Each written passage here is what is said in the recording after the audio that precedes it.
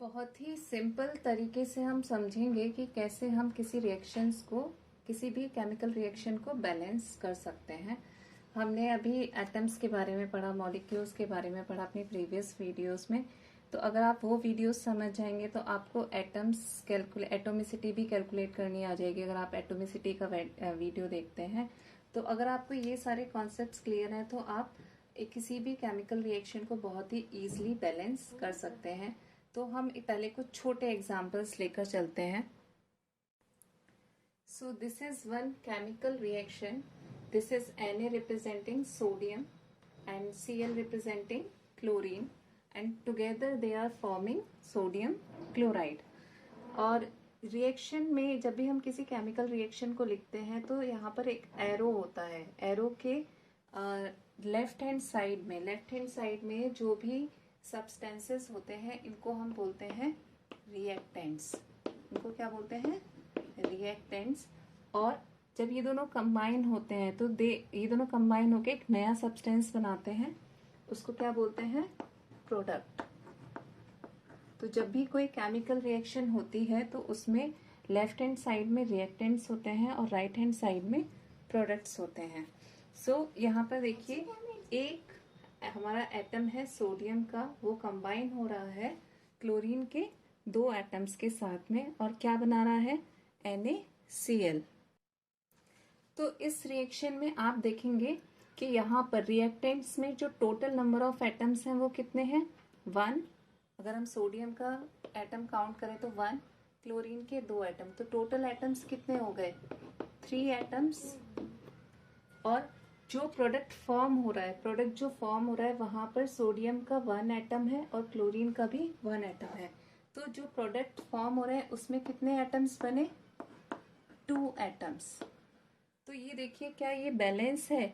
जितना रिएक्टेंट्स में तो हमने 3 एटम्स लिए थे और लेकिन बने कितने एटम्स प्रोडक्ट में?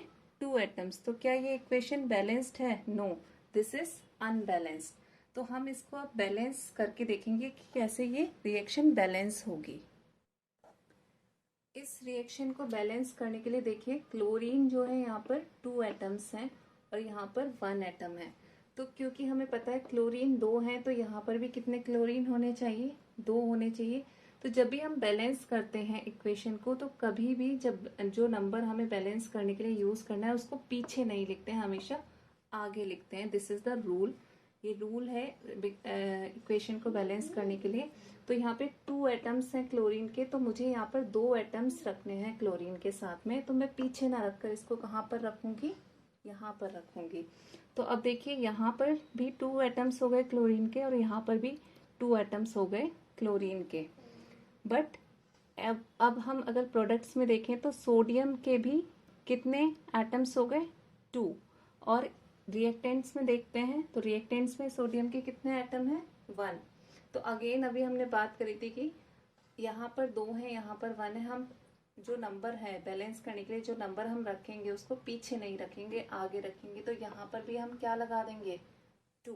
तो देखिए, अब यहाँ पर भी 2 सोडियम के एटम हो गए और यहाँ पर भी 2 सोडियम के एटम हो गए और यहाँ पर भी 2 क्लोरीन के एटम हो गए और यहाँ पर भी 2 क्लोरीन के एटम हो गए। तो now let us calculate the atomicity of reactants and products. तो यहाँ पर टोटल कितने एटम है? 2 सोडियम के और 2 क्लोरीन के, तो 4 एटम्स हो गए। और यहाँ पर भी कितने हो गए? 2 सोडियम के एलिमेंट्स, 2 क्लोरीन के एटम्स, तो टोटल एटम्स कितने हो गए? 4 एटम्स। अब कुछ स्टूडेंट्स को ये कंफ्यूजन होता है कि यहाँ पर तो 2 है तो वो इसको 4 ना काउंट करके 2 ही काउंट करते हैं और बोलते हैं ये इक्वेशन बैलेंस नहीं हुई है। तो यहाँ पर हम ये जो 2 है, आपने मैथ में भी पढ़ा होगा, जब 2 इस तरह से लगता है तो यहाँ पे मल्टीप्लिकेशन साइन आ जाता है। मतलब 2 जो है वो सोडियम के एटम्स है और 2 क्लोरीन के एटम्स है। क्योंकि दोनों अलग अलग एलिमेंट्स है तो इनके एटम्स भी अलग अलग काउंट होंगे। इसीलिए कितने एटम्स हो गए यहाँ पर? 4 एटम्स। तो ये देखिए, यहाँ पर भी 4 एटम्स हैं, यहाँ पर भी 4 एटम्स हैं। तो इक्वेशन क्या हो गई हमारी?